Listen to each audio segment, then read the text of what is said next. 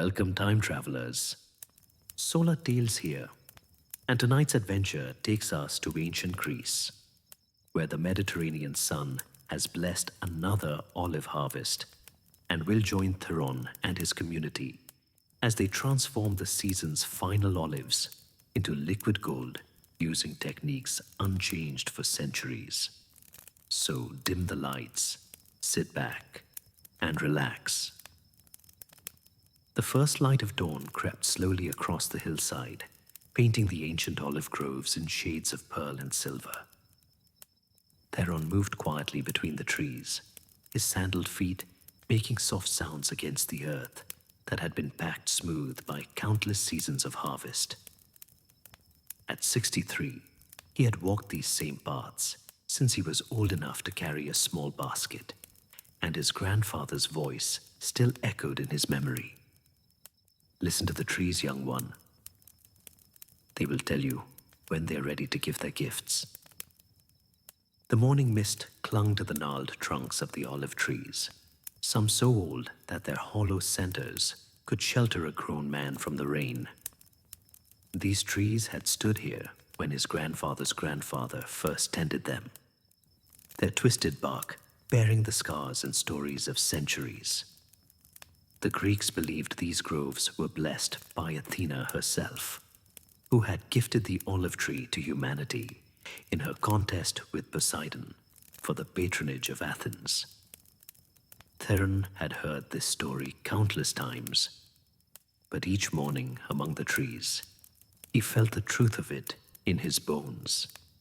He paused beneath a particularly ancient specimen, its trunk so wide that 3 men could not encircle it with their arms. The tree's canopy spread like a great umbrella, its leaves shimmering silver in the gentle breeze. This was the mother tree of his grove, the one from which all others had grown through careful cultivation over the generations. Its olives were always the finest, their oil golden and sweet, perfect for the sacred lamps in the temple of Athena in the village below. The last olives of the season hung heavy on the branches, dark purple and black, their skins tight with oil. Theron reached up and gently cupped one in his palm, feeling its weight. The timing had to be perfect. Too early, and the oil would be bitter. Too late, and it would lack the brightness that marked the finest grade. He rolled the olive between his fingers, testing its firmness.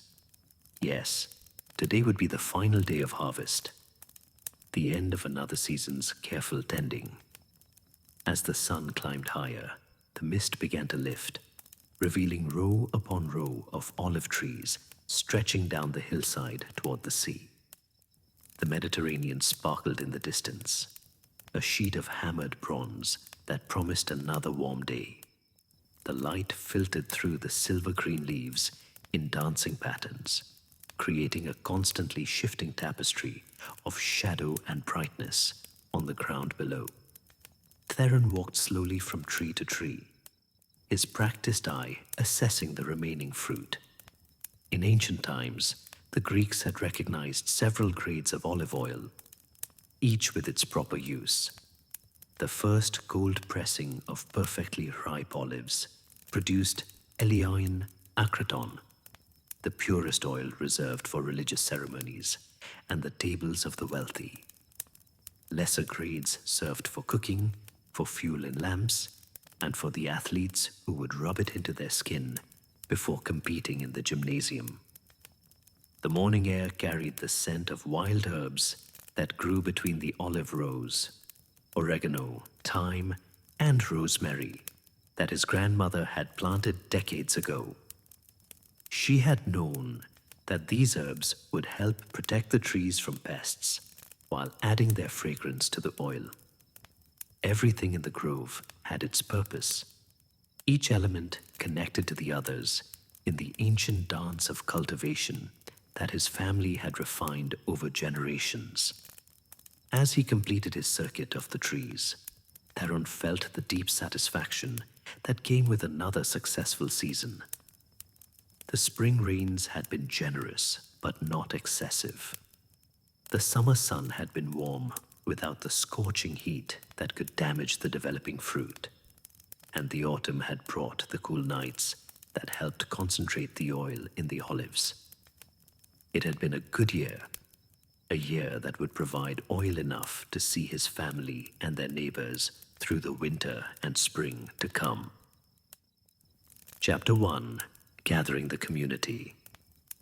The sun had climbed well above the eastern hills when Theron heard the first voices of his neighbors making their way up the path to his grove. Harvest time in ancient Greece was never a solitary endeavor. The work required many hands, and the tradition of community cooperation ensured that each family's olives would be gathered at the perfect moment. Today, as had been arranged weeks ago, it was Theron's turn to receive the help of his friends and neighbors. Kalos, his eldest son, arrived first, carrying the large woven baskets that had been crafted by his wife during the long winter evenings. These baskets were works of art in themselves, woven from young olive shoots and willow branches in patterns that had been passed down through generations of village women. The weaving was tight enough to hold even the smallest olives, yet flexible enough to bend without breaking under the weight of a full harvest. Behind Kalos came Melania, a woman of middle years whose sharp eye for olive quality was renowned throughout the region. She carried with her the wooden combs that would be used to gently strip the olives from the branches, each comb carved from seasoned oak and smoothed by years of use. The Greeks had developed these tools over centuries, learning that metal implements would damage the delicate branches and reduce future harvests, while the gentle wood preserved both the fruit and the tree. Demetrios, Theron's oldest friend and fellow olive farmer, appeared next on the path, leading his patient donkey loaded with the large nets that would be spread beneath each tree. These nets were woven from flax in a loose weave that allowed leaves and twigs to fall through while catching every precious olive. Demetrios moved with the careful deliberation of a man who had performed this ritual for 40 years, his weathered hands already reaching for the familiar tools of harvest. Young Yorgos brought up the rear of the little procession, his strong back loaded with the clay amphorae that would hold the day's pressing. At 19, he was the newest member of their community of oil makers, apprenticed to old Stephanos, who tended the ancient press in the village. Yorgos had been learning the mysteries of olive oil production for 2 years now, and his enthusiasm for the craft brought smiles to the faces of his elders. The morning air filled with greetings and the gentle sounds of preparation. The nets were unfolded and spread beneath the first tree, their edges weighted with smooth stones to prevent them from shifting in the breeze. The process was meditative in its familiarity, each person knowing exactly what to do, when to do it, and how their work fitted into the larger pattern of the harvest. Melania began sorting through the wooden combs, selecting the right size for each type of branch. The smaller combs worked best on the younger wood, where the olives hung in easy clusters, while the larger ones could handle the thicker branches where the fruit grew more densely. She tested each comb's teeth against her palm, ensuring they were smooth enough not to damage the olives, but firm enough to release them cleanly from their stems. The conversation flowed easily as hands prepared the tools of harvest. Demetrios reported that his own groves had yielded well this season, though the olives on his northern slope had ripened a few days later than usual due to the extended summer rains. Kalos shared news from the village below, where the merchants were already gathering to purchase the season's oil production. The price this year would be good, thanks to poor harvests, in some of the distant regions that usually competed with their local production. As the sun climbed higher, the workers took their positions around the first tree. The process would be methodical and unhurried. There was no need for haste now that the olives had reached perfect ripeness. Each tree would receive the same careful attention, the same gentle treatment that ensured both a good harvest today and healthy growth for next year's crop. Theron watched his neighbors arrange themselves around the ancient mother tree, their movements graceful and efficient from years of practice. This was how it had always been done, how it would continue to be done long after he was gone. The knowledge passed from hand to hand, generation to generation, as constant and reliable as the seasons themselves. Chapter 2. The Art of Selection. With the nets properly positioned beneath the mother tree, Melania took her place as the chief sorter, a role she had earned through decades of experience in judging olive quality. Her weathered hands could distinguish between olives destined for the finest oil and those better suited for lesser grades, with a touch so brief it seemed almost magical to the younger workers. She settled herself cross-legged on a low stool, a series of woven baskets arranged around her in a careful pattern that would allow for swift and accurate sorting. The ancient Greeks had developed a sophisticated understanding of olive varieties and their uses over many centuries of cultivation. The small dark olives that grew on the oldest branches produced oil with an intense, almost peppery flavor that was prized for religious ceremonies. The larger, greener olives from the younger wood yielded a milder oil, perfect for cooking and daily use. The very ripest olives, those that had turned deep purple black, would give the richest oil, golden in color and sweet on the tongue. Kalos began the gentle work of combing the olives from their branches, starting with the lowest limbs, where the fruit hung within easy reach. The wooden comb moved through the leaves with a soft rustling sound, like a gentle rain beginning to fall. Each stroke was careful and deliberate. Too rough, and the branches might be damaged. Too gentle, and some olives would remain behind to over-ripen and spoil. The olives fell onto the nets with quiet pattering sounds, like the first drops of an autumn shower on dry leaves. Some bounced and rolled towards the edges of the nets, while others settled immediately where they fell. The sound was hypnotic in its rhythm, the soft whisper of the comb through leaves, the gentle impact of fruit on fabric, the quiet murmur of voices as the workers moved around the tree. Demetrios worked on the opposite side of the tree, his movements synchronized with Kalos in the wordless cooperation of men who had done this work together for many seasons. His technique was slightly different, developed over his own decades of experience, but equally effective. He paused occasionally to examine a particularly heavy cluster of olives, sometimes using his fingers to pluck individual fruits that weren't quite ready to fall to the comb's gentle urging.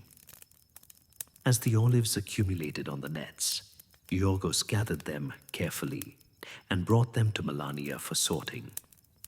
This was where the true art of olive harvesting revealed itself. Melania's hands moved with the swift certainty of long practice, barely pausing to examine each olive before placing it in the appropriate basket. Her movements were almost dance-like in their fluid grace, each gesture economical and precise. "This one still holds the morning's coolness," she murmured, holding up a particularly perfect specimen. "Feel how firm it is, how the skin gives just slightly under pressure. This will make oil worthy of Athena's own altar." She placed it carefully in the basket, reserved for the finest grade, where it joined other olives of similar quality, each one a small masterpiece of natural perfection. The sorting process revealed the full spectrum of the olive's gift to humanity. The very finest olives would be pressed first, their oil set aside for special occasions and sacred purposes. Good quality olives would yield the oil used for cooking and daily needs. Even the less perfect fruits had their place. They would make serviceable oil for lamps and for trade with merchants who carried Greek olive oil to distant lands where the taste of the Mediterranean sun was treasured. As Melania worked, she shared her knowledge with Yorgos, whose eager attention reminded her of her own youth when she had first learned these skills from her grandmother. "See how this one has a small blemish on its skin?" she asked, holding up an otherwise perfect olive. "It will still make good oil, but not the finest grade. Experience teaches you to see these small differences that make all the difference in the final product." The morning progressed in this peaceful rhythm. The gentle combing of branches, the soft sound of olives falling, the quiet concentration of sorting and selecting. Birds sang in the upper branches of the trees, occasionally stealing an olive for themselves, which the workers accepted with good humor as part of the natural order. Even the birds knew quality when they saw it. The sun climbed higher, warming the workers and releasing the aromatic oils in the herbs that grew between the olive rows. The scent of oregano and thyme mingled with the green smell of fresh olives and the dusty fragrance of old wood and ancient earth. It was a perfume unique to harvest time, one that would linger in memory through the long winter months ahead. Chapter 3: Preparing the Press. As the morning sorting neared completion, Theron and Yorgos began the careful process of transporting the finest olives to the oil press that stood in a stone building at the heart of the grove. This structure was older than anyone could remember. Its massive walls, built from blocks of local limestone that had weathered to a pale gold color that seemed to glow in the afternoon sun. The building had been constructed by Theron's great-grandfather, following designs that stretched back to the earliest days of Greek olive cultivation. The press itself was a marvel of ancient engineering, a massive stone mechanism that had been carved from single blocks of granite by craftsmen whose skills had been passed down through generations. The main millstone was nearly as tall as a man and perfectly round, its surface carved with shallow grooves that would help crush the olives without completely pulverizing the pits, which would make the oil bitter. The stone had been quarried from the mountains far to the north and transported here at enormous expense, but its quality justified the investment. It had been grinding olives for over a century, with no sign of wear.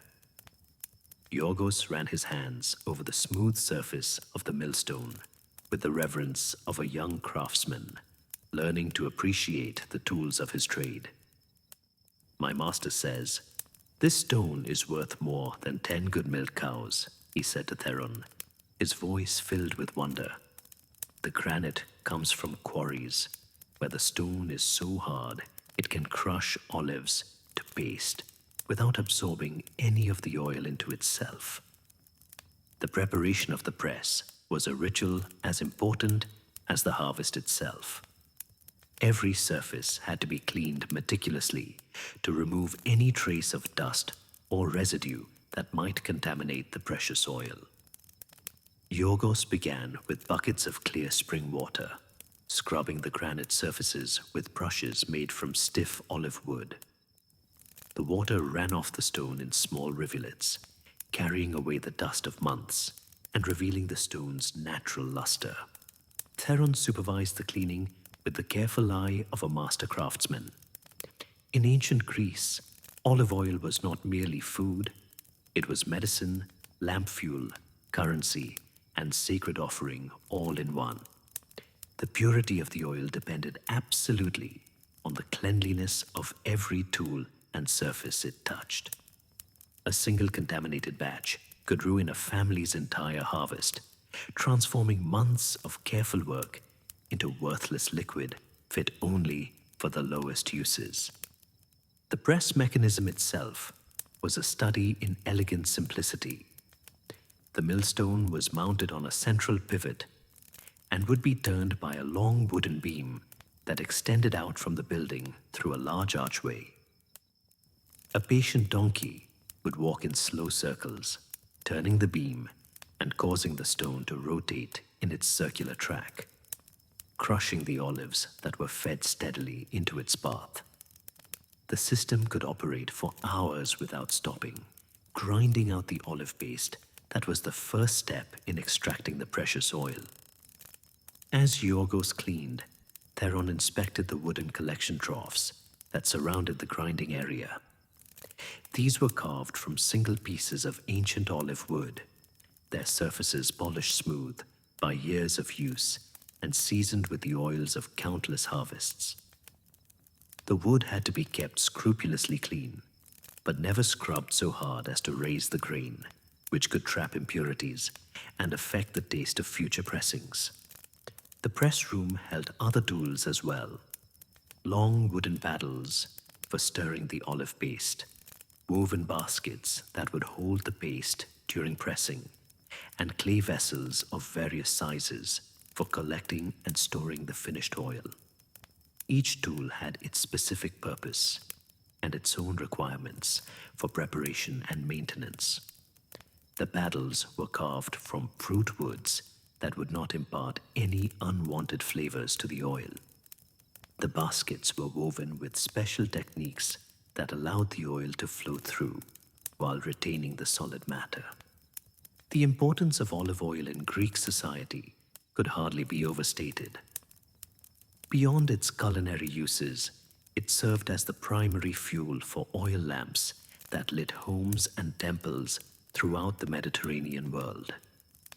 Athletes rubbed it into their skin before competing in the gymnasium, believing it would make their muscles more supple and their skin more difficult for opponents to grasp.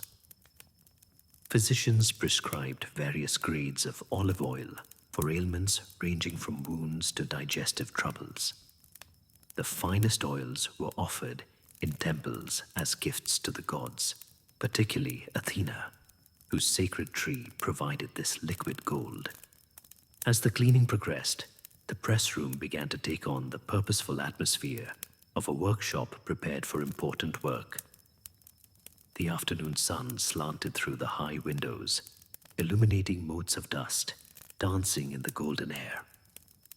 The stone surfaces gleamed with cleanliness, and the wooden tools lay arranged in neat rows, ready for the day's pressing. Theron felt the familiar satisfaction that came with proper preparation. His grandfather had taught him that the quality of olive oil began long before the pressing. It started with healthy trees, continued through careful harvesting and sorting, and culminated in the meticulous preparation of equipment. The olive gives its best only to those who give their best to the olive, the old man had said, and Theron had carried those words in his heart through 4 decades of oil making. Chapter 4: The First Pressing. With the press thoroughly cleaned and prepared, the time had come for the day's first and most important pressing.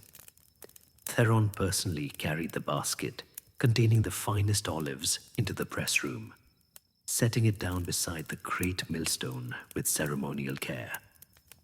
These were the olives that Melania had judged perfect, firm, unblemished, and at the exact peak of ripeness that would yield the precious Elean akraton, the pure oil reserved for sacred purposes and the most discerning palates. Yorgos led the patient donkey into position, securing the harness that connected the animal to the long wooden beam extending from the millstone's central pivot. This donkey, a gentle grey mare named Iris, had been turning olive presses for 8 years, and she knew the work as well as any human. Her steady, measured pace would ensure that the olives were crushed slowly and evenly, preventing the generation of heat that could damage the delicate oils. The loading of the olives into the millstone's path was done with reverent care. Theron and Kalos worked together, pouring small quantities of fruit into the stone groove, while Yorgos encouraged Iris to begin her slow circular walk. The first sound was magical, a soft crunching as the massive stone encountered the olives, followed by the wet sound of fruit being crushed and the first release of aromatic oils into the air. The scent that arose from the crushing olives was intoxicating, green and grassy, with hints of pepper and almond, and an underlying richness that spoke of summer sunshine stored in small purple fruits.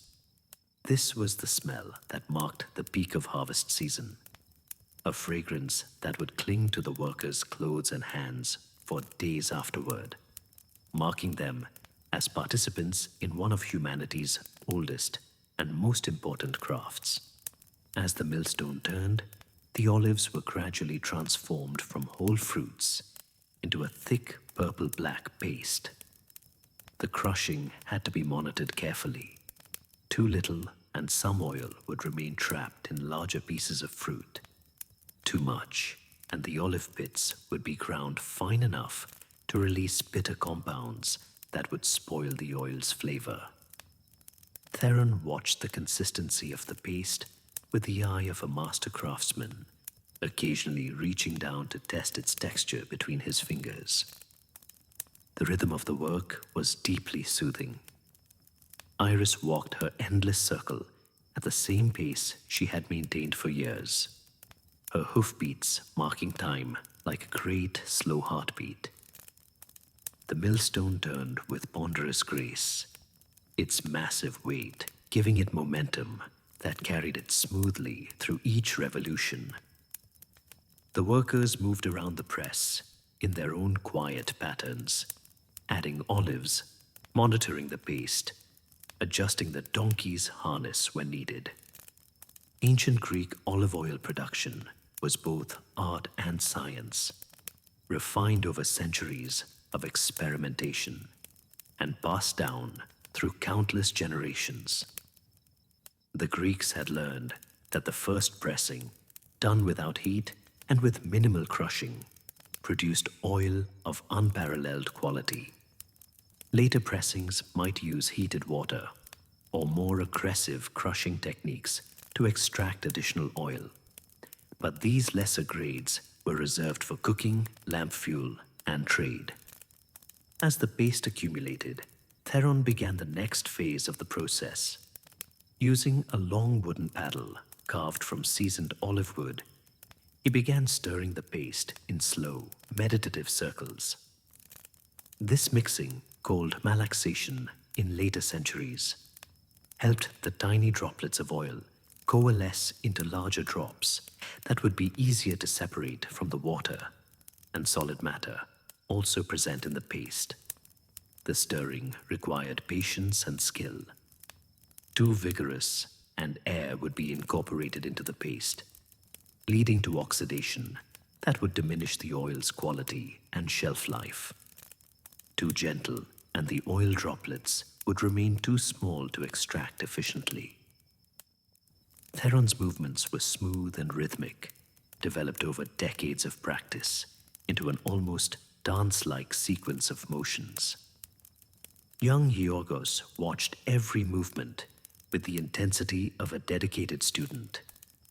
His master, old Stephanos, had told him that learning to read olive paste was like learning to read the sea. It took years to understand all the subtle signs that indicated when the paste was ready for the next stage of processing.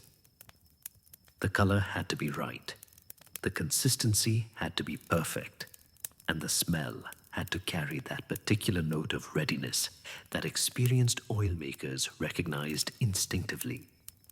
The afternoon sun slanted lower through the press room windows, casting long rectangles of golden light across the stone floor. Dust motes danced in the sunbeams, and the air grew thick with the rich scent of crushed olives. The sound of Iris's steady footsteps and the soft scraping of the paddle through paste created a hypnotic rhythm that seemed to slow time itself. This was the heart of the olive harvest, the transformation of fruit into liquid gold, the conversion of nature's bounty into the substance that would light lamps, nourish bodies, and grace altars throughout the coming year. It was work that connected them to countless generations of their ancestors who had performed these same motions with these same tools under this same Mediterranean sun. Chapter 5. Liquid gold emerges. The moment of truth arrived as the olive paste reached the perfect consistency for pressing. Theron tested a small amount between his fingers, feeling for the smooth, slightly warm texture that indicated the oil droplets had coalesced properly. The paste should hold together when squeezed, but not be so thick that the oil could not flow freely when pressure was applied. After 35 years of making oil, he could judge this critical moment by touch alone. Yorgos carefully scooped the paste into specially woven pressing baskets called fiskeli, which were made from a coarse fabric that allowed oil and water to pass through while retaining the solid matter. These baskets were ancient technology, their weaving pattern unchanged for centuries, because it had been perfected through countless seasons of use.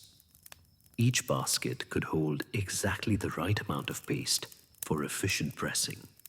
Too little and pressure would not be evenly distributed. Too much and oil would be trapped in the center of the mass. The loading of the pressing baskets was an art in itself. The paste had to be distributed evenly throughout each basket, with no air pockets or dense spots that might prevent the even flow of oil. Yorgos had been practicing this technique for 2 years under old Stephanos's watchful eye, and his movements had gained the smooth confidence of developing skill. He could now fill a basket properly in the time it took Iris to complete 2 full circuits around the millstone. Once filled, the baskets were stacked carefully on the pressing platform, a massive stone slab that could withstand enormous pressure without cracking. Between each basket was placed a round mat woven from esparto grass, which helped distribute pressure evenly while allowing oil to flow toward collection channels carved into the platform's edges. The stack grew slowly, each layer added with the precision of a temple builder laying sacred stones. The pressing mechanism itself was a marvel of ancient engineering, using a combination of wooden beams and stone weights to generate the tremendous pressure needed to squeeze oil from the olive paste. The main pressing beam was carved from the trunk of an ancient oak tree, selected for its strength and resistance to the repeated stress of pressing. This beam was so heavy that it took 3 men to position it properly over the stack of baskets. As pressure was gradually applied to the stack, the first drops of oil began to appear. They emerged slowly at first, just a few golden droplets finding their way through the fabric of the baskets and flowing down the collection channels toward the waiting vessels. But as the pressure increased, the trickle became a steady stream, and the press room filled with the sight and sound of liquid gold flowing like honey from the ancient press. The color of the first oil was extraordinary, a deep golden green that seemed to glow with inner light. This was the Elian akraton, the virgin oil that the Greeks prized above gold itself. It would burn in temple lamps with a pure, steady flame, grace the tables of the wealthy with its incomparable flavor, and serve as a sacred offering to the gods who blessed the harvest. Theron carefully tasted the first oil, rolling a small amount on his tongue to assess its quality. The flavor was complex and satisfying, initially sweet, then building to a pleasant peppery finish that indicated the presence of the beneficial compounds that gave olive oil its medicinal properties. There was no bitterness, no off flavors, no hint of the rancidity that could develop if olives were not processed quickly enough after harvest. The oil flowed steadily for nearly an hour, filling vessel after vessel with the precious liquid. The sound was almost musical, the gentle splash of oil into clay containers, the soft overflow from one vessel to another, the quiet satisfaction of voices commenting on the quality and quantity of the flow. This was the reward for a year's careful tending, the culmination of generations of accumulated wisdom about the cultivation and processing of olives. As the flow gradually diminished, the workers began the careful process of collecting and storing the oil. Clay amphorae of various sizes stood ready to receive the precious liquid, each one cleaned and prepared according to ancient traditions that ensured the oil would remain pure throughout months of storage. The largest amphorae could hold enough oil to supply a family's needs for cooking and lighting through an entire winter. The dregs remaining in the press baskets would not be wasted. They could be pressed again with the addition of warm water to extract additional oil of lower quality, suitable for lamp fuel or sale to merchants. Every drop had value, and Greek oil makers had learned to extract the maximum benefit from each olive through multiple pressings and careful grading of the resulting products. The late afternoon sun slanted through the press room windows, illuminating the golden streams of oil and casting everything in warm honeyed light.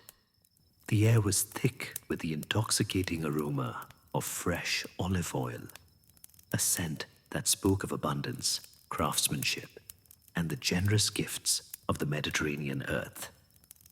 This was prosperity made visible, the transformation of simple fruit into liquid wealth that would sustain and enrich their community throughout the year ahead. Chapter 6. Evening Reflection. As the shadows lengthened across the olive grove, the day's pressing drew to its peaceful conclusion. The last drops of oil had been collected, the precious liquid carefully transferred to storage vessels that would preserve its quality through the months ahead. The ancient amphorae stood in neat rows, their clay surfaces already darkening with the first traces of oil that would season and protect them through countless future harvests. Theron moved slowly through the press room, supervising the careful cleaning of tools and equipment that would ensure their readiness for tomorrow's work with lesser grades of olives. Each implement was washed, dried, and set in its proper place with the reverence due to instruments that had served faithfully for decades. The wooden paddles were scrubbed clean and hung on pegs where air could circulate around them. The pressing baskets were emptied of their spent paste, washed thoroughly, and spread in the late afternoon sun to dry. Young Georgos worked alongside his elders with the focused attention of someone who understood that learning came as much from watching clean up as from observing production. Old Stephanos had taught him that the mark of a true craftsman was found not just in his skill during the exciting moments of creation, but in his care for tools and workspace during the quiet times when no one was watching. The olive press is like a temple, the old master had said. It must be kept pure and ready for the sacred work it performs. The community of workers gathered in the courtyard outside the press building as the sun touched the western hills. This too was part of the ancient rhythm of harvest, the sharing of the first bread dipped in the season's new oil, the tasting and discussion of quality, the quiet satisfaction of work well done. Melania brought out a loaf of bread, still warm from her morning baking, its crust golden and crackling with the same color as the oil they had pressed. Demetrios poured the new oil into a shallow clay dish, its surface catching and reflecting the warm light of the setting sun. The oil was so fresh, it still carried tiny bubbles from the pressing, and its color seemed to shift from gold to green as it caught different angles of light. This was oil, as the ancient Greeks had known it, pure, unfiltered, still carrying the essence of the tree and the earth that had produced it. The bread, when dipped into the oil and sprinkled with coarse sea salt, was a perfect expression of Mediterranean simplicity. The grain, the olive, and the sea, three gifts that had sustained Greek civilization for millennia. Each bite carried the flavor of tradition, the taste of community cooperation, and the satisfaction of participating in work that connected them to their ancestors and to the land itself. As they ate, the conversation turned to plans for the coming year. The olive trees would need pruning before the spring rains, a delicate task that required understanding each tree's individual needs and growth patterns. Some branches would be removed to allow more sunlight into the canopy. Others would be shortened to encourage the growth of new wood that would bear fruit in future seasons. The timing had to be perfect. Too early, and the trees would be vulnerable to frost. Too late, and the spring growth would be weakened. The storage of the oil would require its own careful attention through the coming months. The amphorae would be kept in the cool darkness of the storage building, where temperature remained constant and light could not penetrate to cause oxidation. The oil would slowly settle and clarify, developing the complex flavors that marked the finest Greek olive oil. Some vessels would be opened within weeks for daily use, while others would be kept sealed for special occasions or for trade with merchants from distant cities. Theron looked out over his groves as the last light faded from the western sky. The trees stood in silent rows, their silver leaves rustling softly in the evening breeze. Most of their fruit was gone now, harvested and transformed into oil. But the trees themselves continued their ancient cycle. They would rest through the winter, drawing strength from their deep roots and the accumulated wisdom stored in their massive trunks. When spring came, they would put forth new growth, new flowers, and eventually new fruit that would ripen into next year's harvest. This continuity was perhaps the most precious aspect of olive growing, the sense of participating in something larger than any individual season or lifetime. These trees had been tended by his grandfather and his grandfather's grandfather, and they would continue to be tended by Kalos and his children after Theron was gone. The knowledge would pass from hand to hand, generation to generation, as constant as the Mediterranean sun and as enduring as the stones of the ancient press. The first stars appeared in the darkening sky as the workers began to gather their tools and prepare for the walk back to the village. Tomorrow, there would be more pressing, working through the remaining grades of olives until every fruit had been processed and every drop of oil extracted. But tonight was for rest, for satisfaction, and for the quiet gratitude that came with another successful harvest completed. The sound of voices faded down the hillside path, leaving Theron alone with his trees and the scent of new oil that lingered in the evening air. He walked once more through his groves, listening to the soft whisper of leaves in the night breeze, feeling the ancient peace that settled over the land when the day's work was done. This was the reward that no amount of gold could purchase, the deep contentment that came from meaningful work completed in harmony with the rhythms of the natural world. In the distance, the lights of oil lamps began to appear in village windows, many of them burning oil pressed from olives that had grown on these very trees. The cycle was complete. From blossom to fruit to oil to light, the olive's gift continuing to bless the community that had tended it with such care. Tomorrow would bring new work, new challenges, new opportunities to participate in the ancient dance between humanity and the generous Mediterranean earth. But tonight, under the canopy of stars that had watched over countless olive harvests through the centuries, all was peaceful in the groves of Theron, and the season's work was done.